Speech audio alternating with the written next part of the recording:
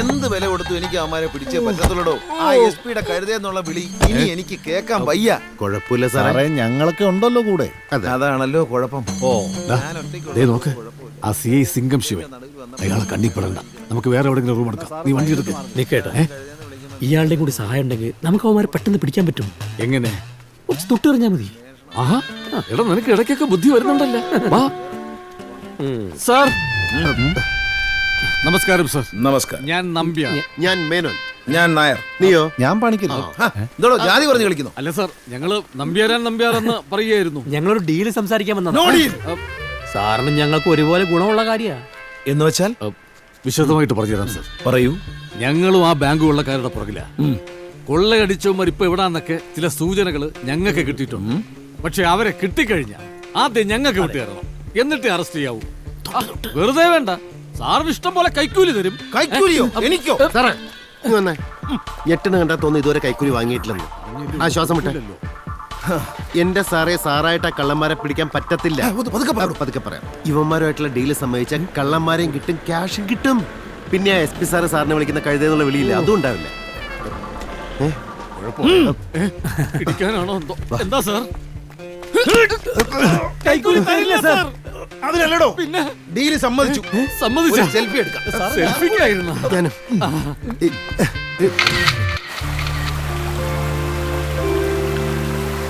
എന്തെങ്കിലും ഒന്ന് വാതുറന്ന് പറയേ. ഇന്നലെ മുതൽ ഞാൻ ശ്രദ്ധിക്കുക. നിനക്കിതെന്താ പറ്റിയത്? നിനക്ക് ആ ടാക്സി ഡ്രൈവർ പെണ്ണുമായിട്ട് എന്താ ബന്ധം? ആ കുട്ടിയെ നിനക്ക് ഇതിനു മുമ്പ് അറിയോ?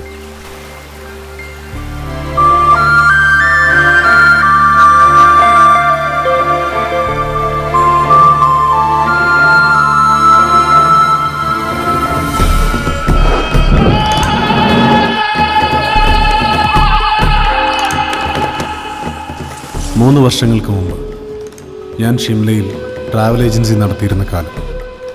നല്ല വരുമാനം, നല്ല ജീവിത സാഹചര്യങ്ങൾ. എങ്കിലും നാട്ടിൽ നിന്നും വിട്ടു നിൽക്കുന്നതിൻ്റെ ഒറ്റപ്പെടലും ഏകാന്തതയും അലട്ടിയിരുന്ന സമയം. ഇടയ്ക്ക് എപ്പോഴെങ്കിലും വരുന്ന അമ്മച്ചിയുടെ ഒരു ഫോൺ കോളോ കത്തോ നിധി പോലെ സൂക്ഷിച്ചിരുന്ന കാലം.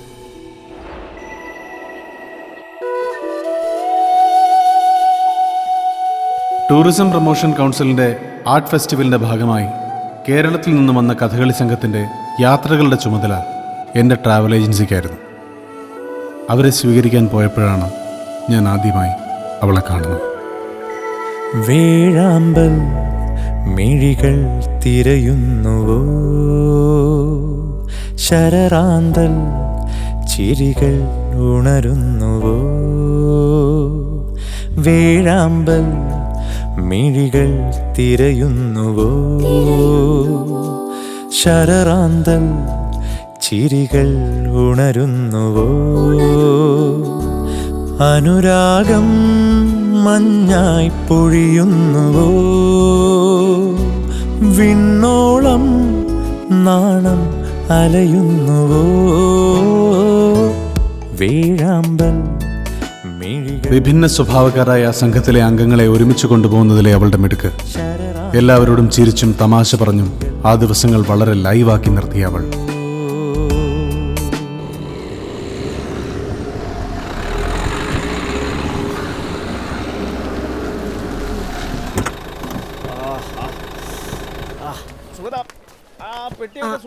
आप जाओ और 5 बजे आओ. എന്ത് രസമായിട്ടാണ് ഹിന്ദി സംസാരിക്കുന്നത്. ഇവിടെ എവിടെയെങ്കിലുമാണോ പഠിച്ചത്? മലയാളിയാ? 1 വർഷം മുമ്പ് വരെ. ഇപ്പൊ ഇവിടുത്തെ ലോക്കലാ? അല്ല, അപ്പോ വണ്ടിക്കകത്തിരുന്ന് ഞങ്ങള് നിങ്ങളെ കളിയാക്കിയതൊക്കെ സാരല്ല. എന്നെ കുറിച്ച് ഇതിൽ മോശമായ കാര്യങ്ങളാണ് സാധാരണ ആൾക്കാർ സംസാരിക്കാറുള്ളത്. അപ്പോ 5 ബജെ മേ ആത്ത.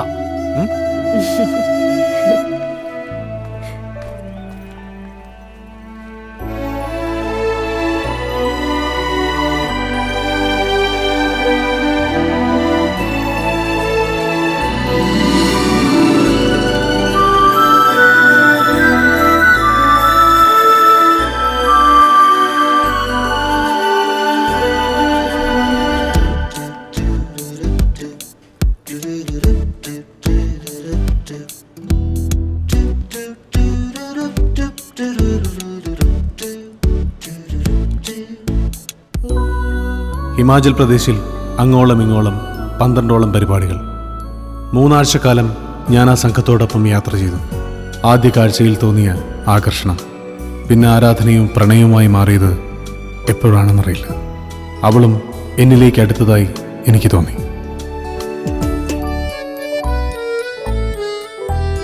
കാത്തിരുന്ന പെണ്ണിൻ നിഴലാട്ടമുണ്ട് ദൂരെ, വാഗപൂക്കും പാതിരാവിൻ ലാസ്യയാനങ്ങളിൽ.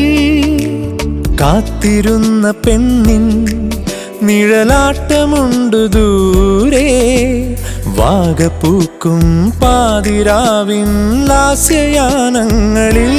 പൂങ്കാറ്റും നീയും നനയുന്നുവോ, മൗനങ്ങൾ ചുണ്ടിൽ തളരുന്നുവോ. വേഴാമ്പൽ മിഴികൾ തിരയുന്നുവോ, ശരറാന്തൽ ചിരികൾ ഉണരുന്നുവോ.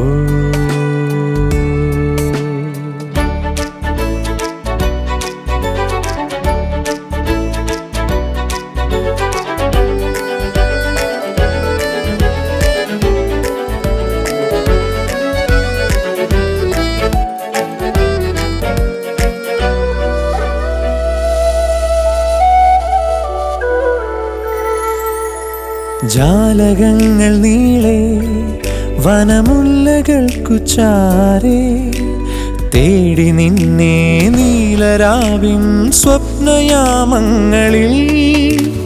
ജാലകങ്ങൾ നീളെ വനമുല്ലകൾക്കു ചാരെ, തേടി നിന്നെ നീലരാവിൻ സ്വപ്നയാമങ്ങളിൽ. ഗന്ധർവൻ നീർത്തും ജലശയ്യയിൽ ഇരുമയും ഒന്നായി അലിയുന്നുവോ. വേഴാമ്പൽ മിഴികൾ തിരയുന്നുവോ, ശരറാന്തൽ ചിരികൾ ഉണരുന്നുവോ. അനുരാഗം മഞ്ഞായി പൊഴിയുന്നുവോ, വിണ്ണോളം നാണം അലയുന്നുവോ. വേഴാമ്പൽ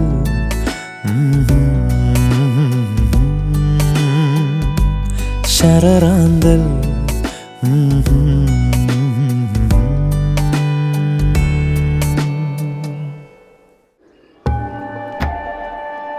ഷിംലയിലെ വിരസമായ ദിവസങ്ങളിൽ എനിക്കുണ്ടായിരുന്ന ഒരു നല്ല സുഹൃത്തായിരുന്നു സോങ് പാങ് എന്നു പേരുള്ള ബുദ്ധസന്യാസി. മഷോബറയിലുള്ള ബുദ്ധവിഹാരത്തിലെ ഏറ്റവും പ്രധാനപ്പെട്ട ലാമയായിരുന്നു സോങ് പാങ്. ജോലിയിലെ ടെൻഷൻ കൂടുമ്പോൾ, അമ്മച്ചിയെ വല്ലാതെ മിസ് ചെയ്യുമ്പോൾ, അപ്പോഴൊക്കെ സോങ് പാങ് ലാമ എനിക്ക് വലിയൊരു ധൈര്യവും ആശ്വാസവുമായിരുന്നു. കഥകളി സംഘത്തിൻ്റെ പ്രോഗ്രാം കഴിഞ്ഞ് ഞാൻ തിരിച്ചെത്തിയ ഒരു രാത്രി സോങ് പാങ് ലാമ എൻ്റെ താമസ സ്ഥലത്തേക്ക് വന്നു, മറ്റൊരു ലാമയോടൊപ്പം. സോങ് പാങ്ങിൻ്റെ മുഖത്ത് ഞാൻ ഇന്നുവരെ കണ്ടിട്ടില്ലാത്ത ഭയവും ആശങ്കയും ഉണ്ടായിരുന്നു. അദ്ദേഹം എന്നെ ഒരു ബാഗ് ഏൽപ്പിച്ചു. അതിൽ ബുദ്ധമതത്തിൻ്റെ ഒരു പ്രധാന ഗ്രന്ഥമുണ്ടെന്നും അതെത്രയും പെട്ടെന്ന് കർണാടകത്തിലുള്ള ഒരു മണാസ്ട്രിയിൽ എത്തിക്കണമെന്നും ആ മതഗ്രന്ഥം ഷിംലയിൽ സേഫ് അല്ല എന്നും പറഞ്ഞു. എന്നെ അത്രയ്ക്ക് വിശ്വാസമുള്ളതുകൊണ്ടാണ് അത് ഏൽപ്പിക്കുന്നതെന്നും ഒരു കാരണവശാലും അത് കർണാടകത്തിലെത്തുന്നവരെ തുറക്കരുതെന്നും പറഞ്ഞു. അതവിടെ സുരക്ഷിതമായി എത്തിക്കുന്നതിലെ പുണ്യം പിന്നീട് എന്നെ തേടി വരുമെന്നും അനുഗ്രഹിച്ച് തിടുക്കത്തിൽ അദ്ദേഹം ഇറങ്ങിപ്പോയി.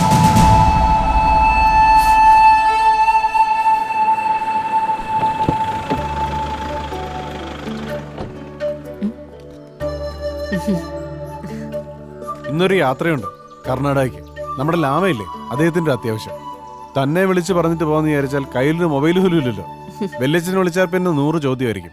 ഓ, അപ്പൊ അതുകൊണ്ടാണ് ഇതുവഴി വന്നത്?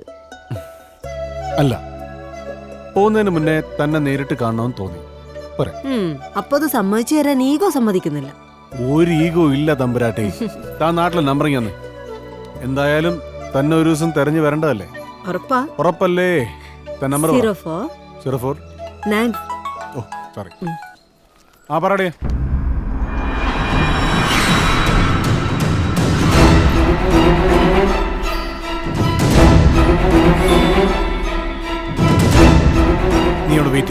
ഞാൻ നിർത്തി.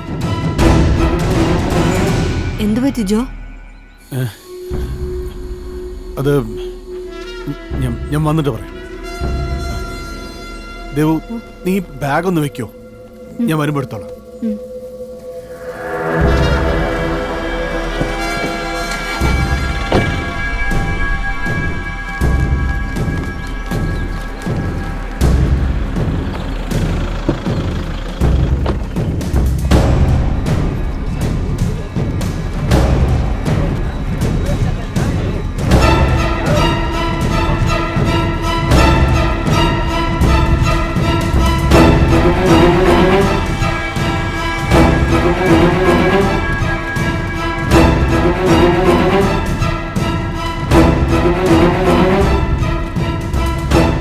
തലേന്നാൾ സോങ് പാങ്ങിനോടൊപ്പം എന്നെ കാണാമെന്ന് ലാമയെ ആശുപത്രിയിലേക്ക് കൊണ്ടുപോകുന്നത് ഞാൻ കണ്ടു.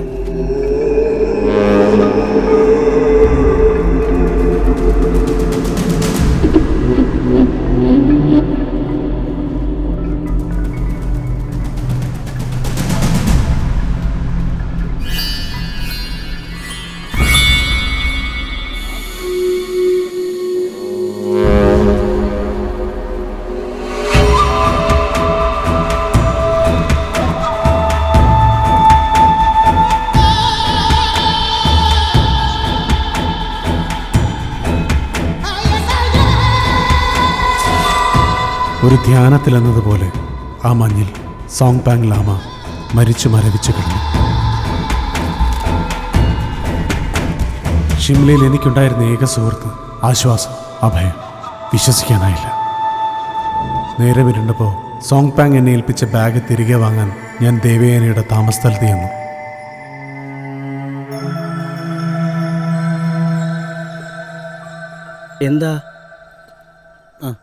എന്താ ഈ നേരത്ത്? ഞാൻ ദേവയാനിയെ. ദേവയാനിയോ? അവള് പോയല്ലോ. പോയോ? എവിടെ? അപ്പോ നിങ്ങളോടൊന്നും പറഞ്ഞില്ലേ? ഇല്ല. അവളപ്പോ നിങ്ങളെയും പറ്റിച്ചു അല്ലേ? പറ്റിക്കാനോ? അത്യാവശ്യമാണ്. ഞാൻ പെട്ടെന്ന് പോകാന്നൊക്കെ പറഞ്ഞ് മുങ്ങിയപ്പോ തന്നെ എനിക്ക് തോന്നി അവക്ക് ഇവിടെ എവിടുന്നോ കാര്യമായിട്ട് എന്തോ തടഞ്ഞിട്ടുണ്ടെന്ന്. സർ, ഞാൻ നിങ്ങളുടെ ഒപ്പം വന്ന ദേവയാനിയെ കുറിച്ചാണ് ചോദിച്ചത്. അതേ കുഞ്ഞേ, ആ ദേവയാനി തന്നെ. അവളൊരു കള്ളിയാ. കാര്യം അവൾ എൻ്റെ അകന്ന ബന്ധുവാ. അച്ഛനും മരിച്ചു, അമ്മയും മരിച്ചു. സുഖമില്ലാത്ത അമ്മൂമ്മയും സഹോദരിയെയും സംരക്ഷിക്കാനുള്ള കഷ്ടപ്പാട് കണ്ടിട്ടാ കള്ളത്തരങ്ങളൊക്കെ ഉണ്ടെങ്കിലും ഞാൻ കൂടെ കൂട്ടുന്നത്. പക്ഷെ പറയണമല്ലോ, എനിക്കിങ്ങനെ വരുമ്പോഴൊക്കെ വലിയ സഹായമാണ്. പക്ഷേ ഇടയ്ക്ക് ഇതാ സ്വഭാവം. നിങ്ങൾ അവളുമായിട്ട് അടുത്തിടപഴകുന്ന കണ്ടപ്പോഴേ വിലക്കണമെന്ന് കരുതിയില്ല. പിന്നെ ഞാനങ്ങ് കാശ് വല്ലതും പോയായിരുന്നു. അവളുടെ വീട്, ഫോൺ നമ്പറോ മറ്റോ? തട്ടിപ്പാർക്ക് നാടും വീടും വല്ലതും ഉണ്ടോ? ഫോൺ നമ്പർ എന്നും പറഞ്ഞ് എത്ര നമ്പർ വേണമെങ്കിലും തരാം. പക്ഷെ ഒന്നിലും അവളെ കിട്ടത്തില്ല എന്ന് ഉറപ്പാണ്. നിങ്ങൾ വേണേ പോലീസിലൊരു പരാതി കൊടുക്കുക. വൈകുന്നേരം 4:30 സിംല ഡൽഹി ബസ്സിലാ അവൾ ഇവിടുന്ന് പോയിരിക്കുന്നത്. എനിക്കിത്രയൊക്കെ അറിയത്തുള്ളൂ.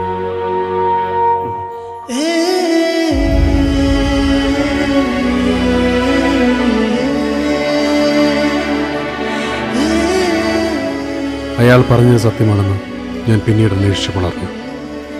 ഷിംല ദില്ലി ബസ്സിലാണ് അവൾ പോയതെന്ന് ടൂറിസം പ്രൊമോഷൻ കൗൺസിലിൽ നിന്നും അറിയാൻ കഴിഞ്ഞു.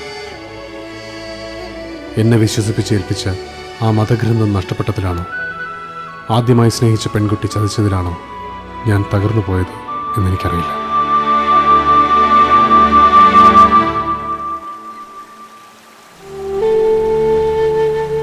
ഞാൻ അറിയാതെയാണെങ്കിലും ആ ബുദ്ധസന്യാസിക്ക് എന്നിലുണ്ടായിരുന്ന വിശ്വാസം നഷ്ടപ്പെടുത്തിയെന്ന് തോന്നൽ. പിന്നെ എനിക്ക് ഷിംലയിൽ നിൽക്കാനായില്ല. ഞാൻ അവിടെ വിട്ടു. പക്ഷെ പിന്നീട് ജീവിതത്തിൽ വന്നതെല്ലാം ദുരന്തങ്ങളായിരുന്നു. അതിന് ഇതിനു മാത്രം എന്തു ദുരന്തങ്ങളാ നിനക്കുള്ളത്? നിങ്ങളെക്കാൾ ഇനി എന്തു ദുരന്തം വരാൻ. ഇവൻ ഷിംലയിൽ നിന്ന് വന്നതിന്റെ പിറ്റേ ദിവസമല്ലേ സാറ് ഞങ്ങളുടെ ജീവിതത്തിലേക്ക് ഇടിച്ചിറങ്ങിയത്. ഡാജോ, നീ ഇനി എന്നാക്കെ പറഞ്ഞാലും അവളോടൊപ്പം, അതിനി എങ്ങോട്ടാണേലും എന്ത് കാര്യത്തിനാണേലും ഞാനില്ല. അവളോടൊപ്പം ഡുവേറ്റ് പാടി പ്രേമിക്കാനൊന്നും അല്ലല്ലോ നിന്റെ അടുത്ത് പറഞ്ഞത്. എങ്ങനെയെങ്കിലും ആ മീരാമമ്മന്റെ കയ്യും കാലും പിടിച്ച് ഇവിടെ നിന്ന് രക്ഷപ്പെടാനുള്ള വഴി നോക്കാനാ. എനിക്ക് ഒരുത്തരം കൈകാലം പിടിക്കാൻ പറ്റൂല. ഡാ ജോ, എൻ്റെ ഇവൻ്റെയും വീട്ടിലെ പട്ടിണിയും പരിവട്ടവും ഒക്കെ വിട്ടേക്ക്, ഇങ്ങേരുടെ കാര്യവും വിട്ടേക്ക്. പക്ഷെ നിന്നെക്കുറിച്ച് വലിയ സ്വപ്നങ്ങൾ മാത്രം കണ്ട് ശീലിച്ച ഒരു അമ്മച്ചയുണ്ട് നിനക്ക്. നിന്റെ വീടിന്റെ ജപ്തിയും കഴിഞ്ഞ് അവർ തെരുവിലോട്ട് ഇറങ്ങി നിൽക്കുമ്പോൾ നിന്നെ ജയിലിൽ വന്ന് കാണാനുള്ള വണ്ടിക്കൂലി പോലും അവരുടെ കയ്യിലുണ്ടാവില്ല. എന്നോ പറ്റിച്ചു പോയ ഒരു പെണ്ണിനോടുള്ള വൈരാഗ്യമാണ് നിനക്ക് അതിനേക്കാൾ വലുതെങ്കിൽ നമുക്കിവിടെ തന്നെ ഇരിക്കടാ, പച്ചിലെന്തെന്ന് പോലീസ് വരുന്നവരെ. വാടാ.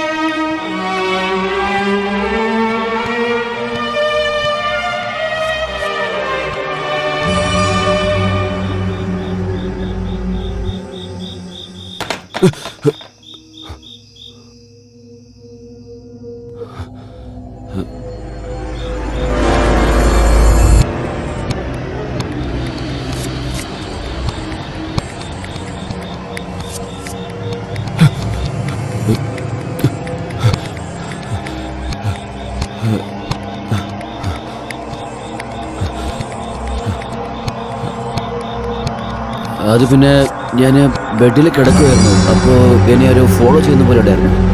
അതുകൊണ്ട് ഇങ്ങോട്ട് വന്നേ. ഇങ്ങനെയും സംഭവിക്കാമല്ലോ. എന്തെന്നാൽ ചില സമയങ്ങളിൽ നടക്കാത്ത കാര്യങ്ങൾ പോലും പക്ഷെ നമുക്ക് നടന്നതായിട്ട് തോന്നുമല്ലോ. രഹസ്യത്തെ മറച്ചു വെക്കണമെന്നല്ലേ ആഗ്രഹിക്കുന്നത്. പക്ഷേ എന്നാലും ആ രഹസ്യം എല്ലാവരുടെയും മുമ്പിൽ പുറത്തു വരുന്നതാണ്. രഹസ്യോ? എന്ത് രഹസ്യം? നിങ്ങൾ ഏത് രഹസ്യത്തെ കുറിച്ചാണ് പറയുന്നത്?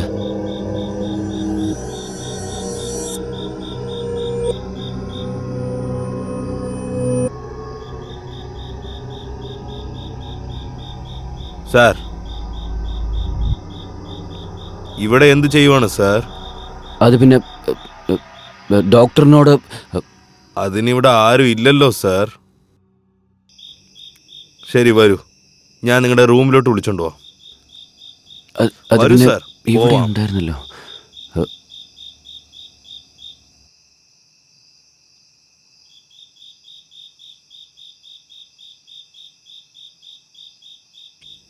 വരൂ സാർ, അവിടെ കിടന്നുറങ്ങൂ. ടയേർഡല്ലേ നിങ്ങൾ? ശരി, നിങ്ങൾ പോയിക്കോളൂ, ഞാൻ ഉറങ്ങിക്കോളാം. ശരി സാർ, ഞാൻ പോവാം, നിങ്ങൾ കിടന്നോളൂ.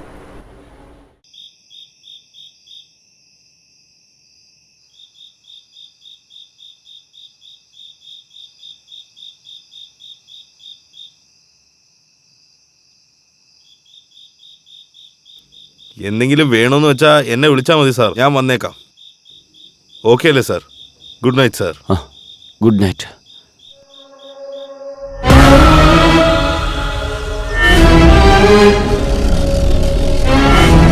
ആ